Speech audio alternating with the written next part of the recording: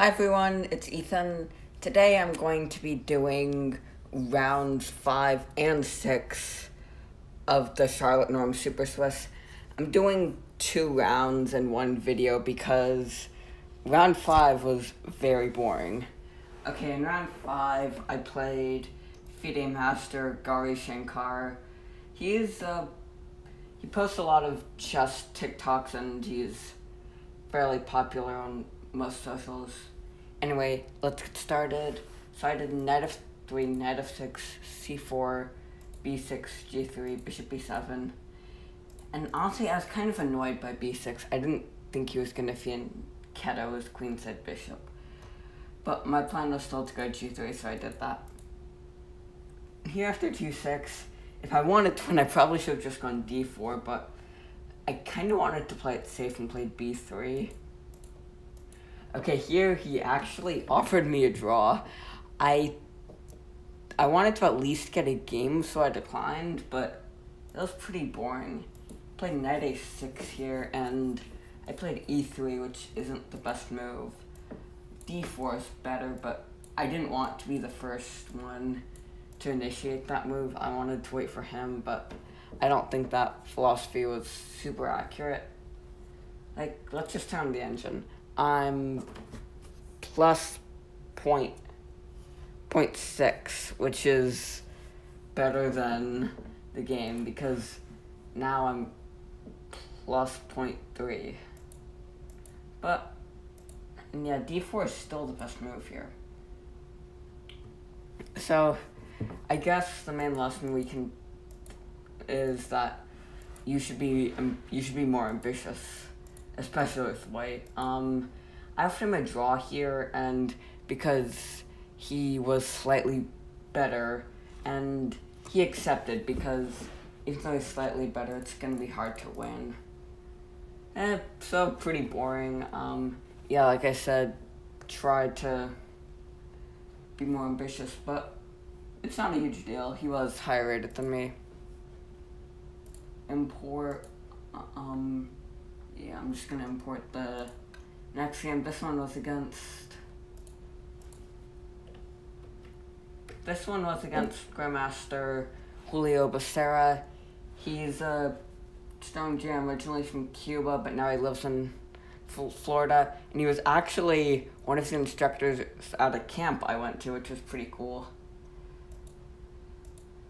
I was not expecting the Moscow.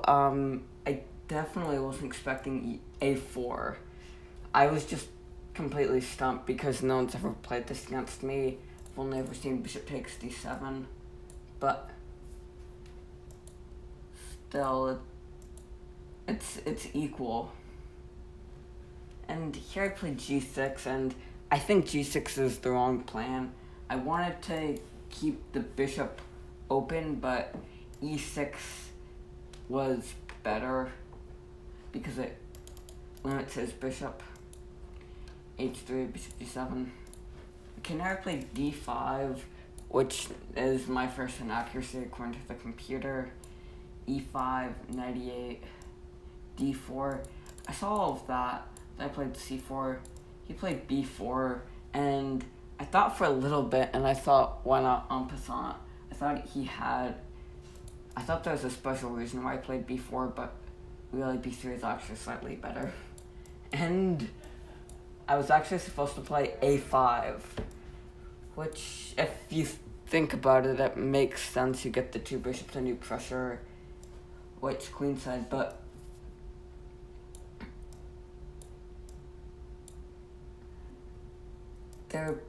my position definitely isn't perfect. Like, it looks like white just has a passed pawn, but it is kind of weak. So, yeah, don't always trust your opponent. And I said en passant.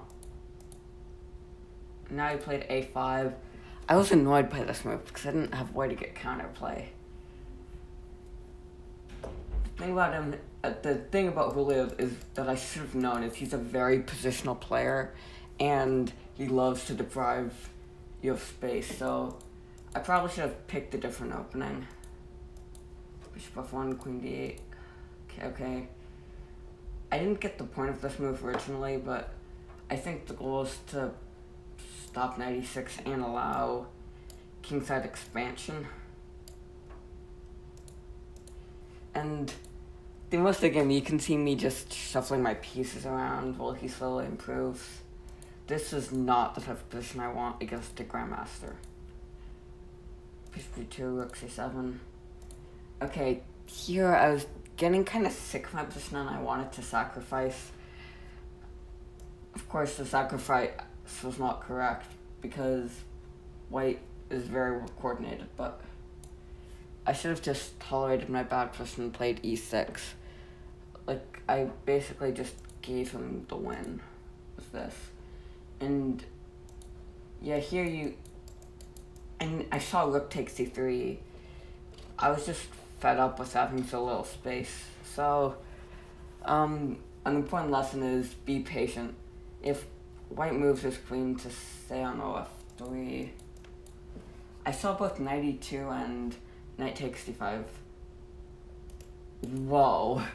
I'm still not... It's still 0.0, even if he blunders. But, yeah, that's because the material is still equal. Let's see why knight e2 doesn't work. Oh, yeah. White's pieces are still really active, even if he blunders, so don't make unwarranted sacrifices. And the rest of the game, it's just me trying to fight on, but I really don't have a chance. And after 94, I just resigned. My favorite line for him is probably rook e3, queen takes, bishop g5. Honestly, I should have just let him play it, but I'm losing no matter what. Anyway, that's my game against Julio Becerra. I'll just offer some lessons. So, when you're playing against a grandmaster who knows positional, play more active openings. Like, don't play openings where they can just take all the space from you. And here, don't be so focused on it. Don't play a pawn break just because you can. Play it because you have to. I read that in a book about the Sicilian a long time ago, and I never really understood the importance of it until now. So c3, like, for example, a6, knight a5, bishop a2, b5 is much better than what I did in the game because it doesn't allow him to take more space too. So, a mistake I often make, I'm not sure how common it is among other players, but I tend to play on the wrong side of the board a lot. And I did that in this game. Here, Black's advantage lies on the queen side, not the center. So, yeah, just play where your pawns point. Here, the pawns point towards the queen side. White sort of point towards the king side. That's the center, so, yeah. Finally, don't always trust your opponent. Your opponent, even if they're GM, is gonna make mistakes sometimes, so don't be afraid. Sometimes you have to just play a more aggressive move, like this one.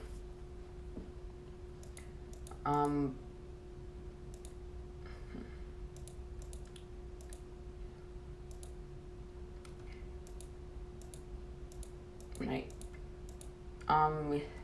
Okay. When you're in a bad position, just be patient. Honestly, being in a position where you have nothing active is the least fun to be in. I've been in those types of positions, both against higher and low-rated players before. Just be patient. A move like e6 would keep my position solid, and it's much better to force your opponent to work for the win than it is to just give it to them. And yeah, I think that's it for these games. See you on the next video. Bye.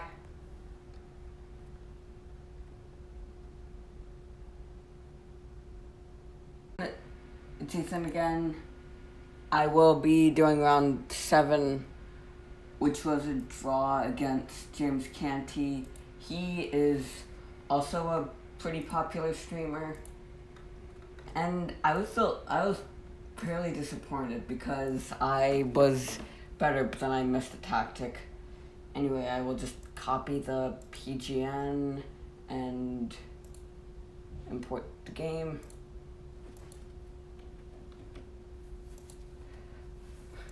So here I knew Canty was a very aggressive player, and I thought, why not try the Moscow because it's a more positional opening. Of course, Julio Becerra played a4 here, but I think bishop takes c7 is more my style. c4, e5, knight c3, knight c6. He played bishop b7, d3, bishop d8. Usually when I'm black, I just go g6, bishop g7, and knight g to e7. But honestly, having the bishop on d8 is kind of annoying because you can go to a5, or even recapture on b6 if necessary at any time. So I decided to play on my side of the board. Thank gosh I did not repeat a mistake from last game. Knight e1, knight g6, knight c2, knight h4. Looking back, I think the knight maneuver was a little questionable because it gave him a free hand on the king side. The engine really likes f4 here, but I didn't want to activate this bishop, so I played knight d5, which is not correct. Yeah, b5 here. I was thinking about that move. I'm not entirely sure why I didn't play it. But anyway, b5, knight d4. I thought this was an inaccuracy because it allows me to exchange this knight, which is kind of passive off. Like, I thought knight e7 was the right move. Okay, viewers, pause the video. If you want to find the winning move for black, yes, black is actually winning here. 5, 4, 3, 2, 1. I did not play this in the game, by the way. Okay, it's f4, knight d5, f3. As we can see, the engine says I'm minus 5.4. Thank gosh I didn't do this. Yeah, I had to find g3, which is not a natural move, especially because he's trying to attack on the king side. So I played knight takes d4 and got a pretty good position here. a4, queen h5. Here I thought e takes f5 was a better move, but the engine actually likes queen e2, which is what I did in the game. Now f4. I have to go a5. There was a reason I didn't like this.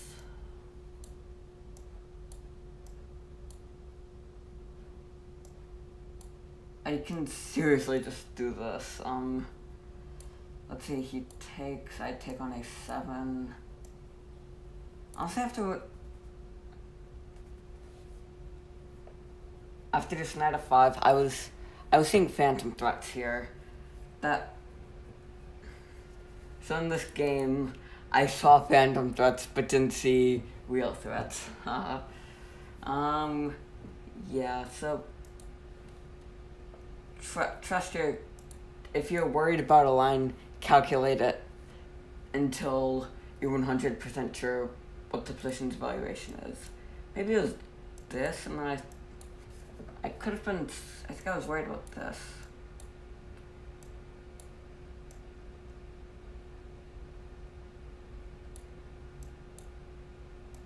Yeah, I'm plus 7.3 here.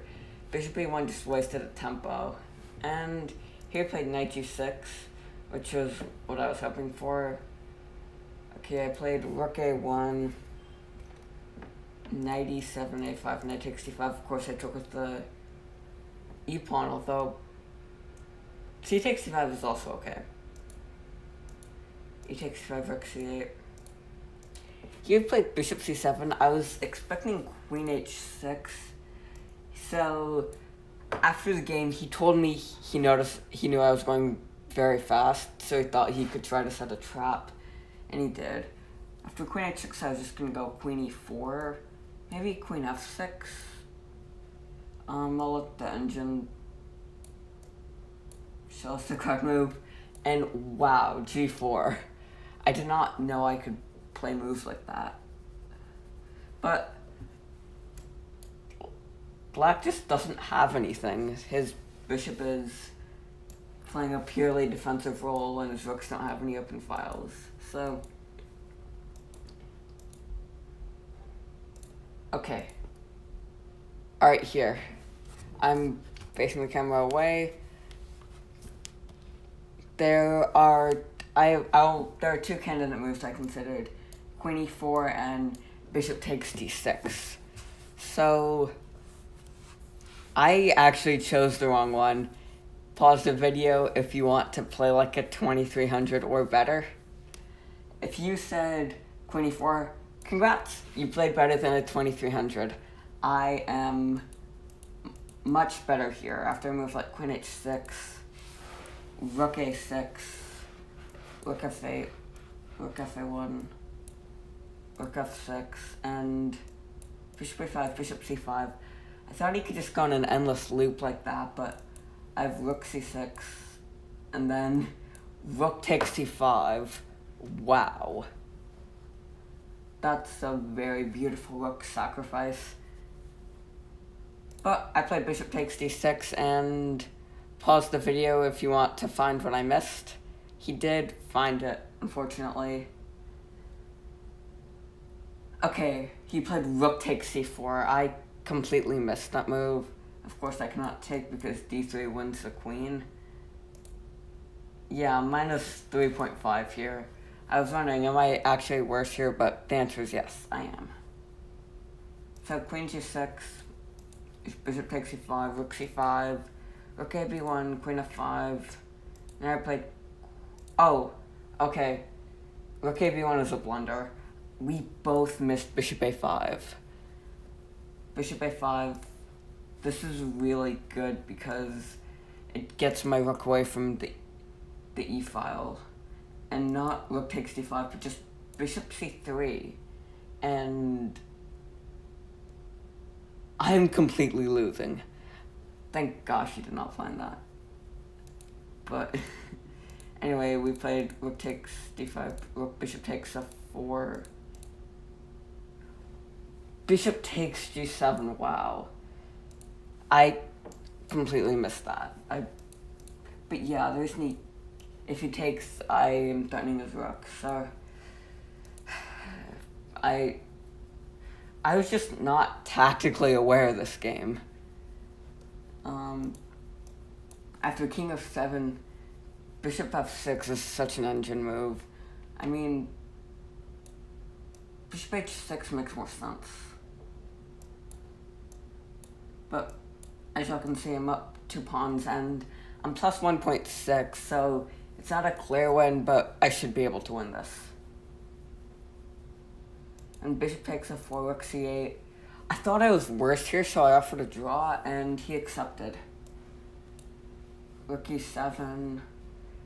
Honestly, if I were him, I would just ask myself. I would have just asked to make the move first. I'm surprised he didn't ask me to make my move first. Sorry if I did not articulate that well, because that's what I would do if someone offered me a draw, but I was worried about this, but my coach showed me bishop b8, and then I felt embarrassed that I offered the draw. So, let's just do some recap. This was one of my more depressing games. So first lesson, don't place your piece on an advanced square without calculating other options. I think b5 here is much better. In general, having a list of candidate moves is better because the more moves you're considering, the higher your chance of choosing the right one is. b5. Okay, this is on him. Don't exchange off one of your opponent's bad pieces, exchange off their good ones. Like, if he had gone knight e7, I would not have been happy with my position. The key is if I do something like f3, f4, and where's my knight going? f3, queen f7. Yeah. If you're worried about a line your opponent's doing, calculate it to the fullest extent because it's far more likely that your calculations are going to be correct than not correct. And if you don't calculate that can cause you to make mistakes. So here I had to show more courage and play a5. Knight g6. Okay. This can be two things. One, look for your opponent's resources if you play a forcing move. Forcing moves are checks, captures, and direct threats. So don't assume your opponent is just going to do something passive or even something like this. After e4, bishop takes f4. This is what I was calculating. Rook takes e4 is still good here, but no, it is not actually, but after bishop takes f4, I'm plus 1.7 here. Although, I will say that when calculating bishop takes d6, I thought there was something wrong with the move. Because I thought, why would a 2200 blunder a pawn? So yeah, don't assume your opponent blundered. If your opponent plays a surprising move and you can't figure out what the refutation to the seemingly obvious response is, look harder.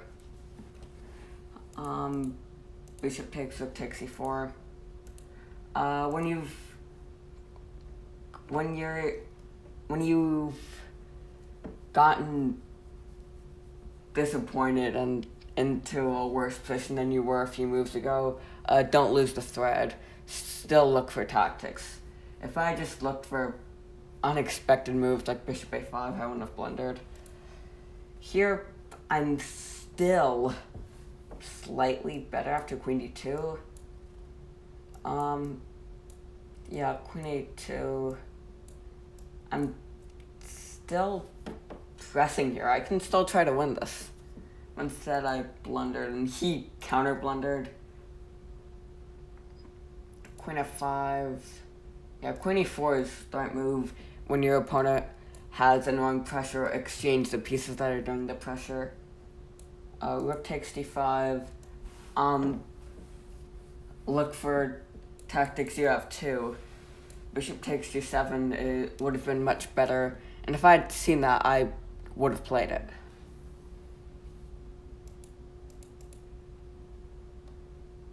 And finally, when you think your position is, when you feel like you've lost the thread, don't immediately offer a draw. A good piece of advice that I read on a Chess Mood blog a few months ago was pretend as if draw offers didn't exist.